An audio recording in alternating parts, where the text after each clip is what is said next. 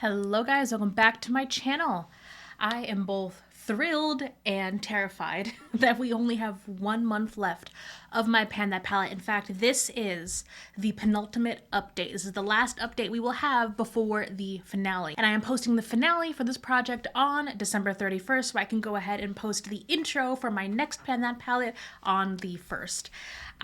Like I said, terrified, excited. I've got a lot of progress here to talk about, and we'll talk through what I think is going to be possible by the end of the year. So before we jump in, let's go ahead and, for the second to last time this year, roll the slideshow of all of my progress up until this point.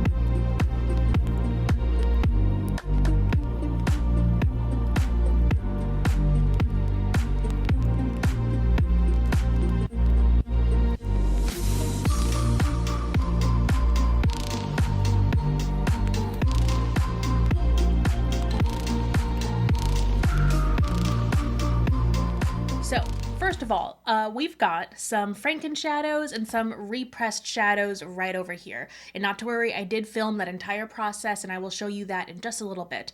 But this is a Franken shadow right up here. These are both Franken shadows.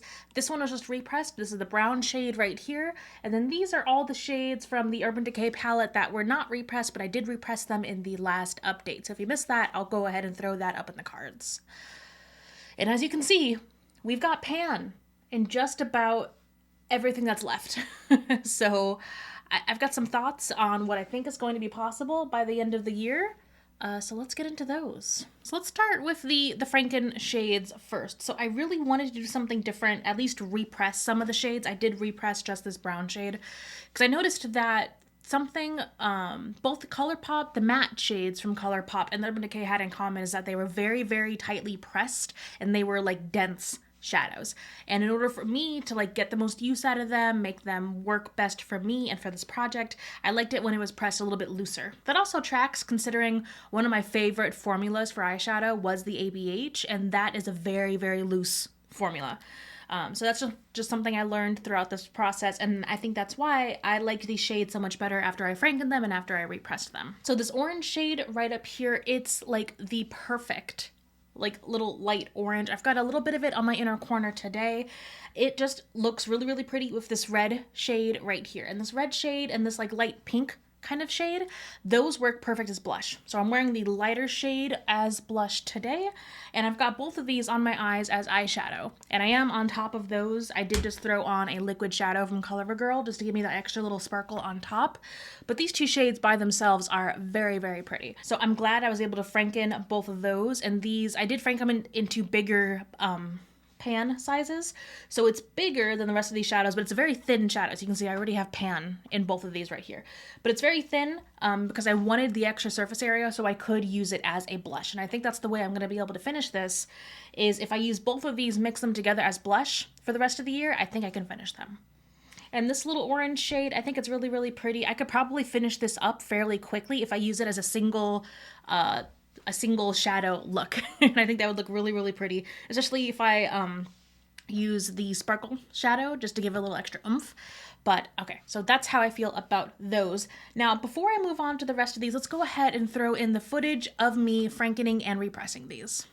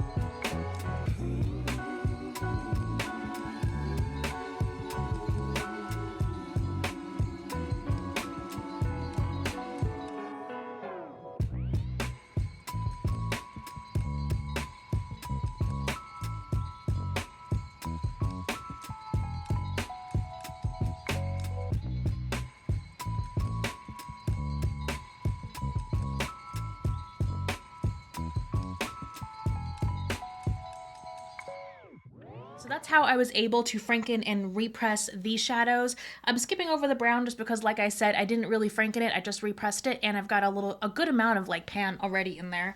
I don't think it's going to be a problem to use that because the brown is just so versatile. I can use it with this light pink and make it like a really, really nice neutral look for work. I can use it with the shades down here and make it a more like dark, kind of smoky look, and I've already got a good amount of pan, so I think I'm going to be just fine right there. Down here to the Urban Decay shades. Again, I've got a good amount of pan. I think the plan here, I'm going to have to pick a look, and I think I'm going to probably pick a look with like these 3 shades and just keep doing that look until they're gone, because there really isn't a whole lot of product left in there. I think I just really need to buckle down and get through it. So if I were to go through the priority here, I think it would be pan this look, get to this orange, all the while using these as blushes, and then I think that would leave me with like remnants of these, and then the brown and the black. I think I'm going to be just fine with the black. There's only a little bit of product left on the outside, and I have still been using it every day in my brows and in my hairline, so I want to say I'm not going to have an issue there. I think, like I said, I think the brown is where we're going to be left toward the very end of this project. So if there were a shade I was not going to be able to finish, I think it might be the brown. So that is going to be the challenge. So here it is. I am filming this December 4th. This is going to go up this week. So we have it. We've got 1 month, less than a month. I think if I pedal to the metal, I do wear makeup every day. So I think if I use this every single day and I work my hardest, I think there's like a 95% chance I can actually finish this. We will see how it goes. So thank you guys so much for watching. Let me know down below how you're doing with your Pen That palette, if you're planning a Pen That palette for next year. If you have any tips for me as I try to finish these last remaining few bits of shadow. And I cannot wait to see you in my next video. Bye.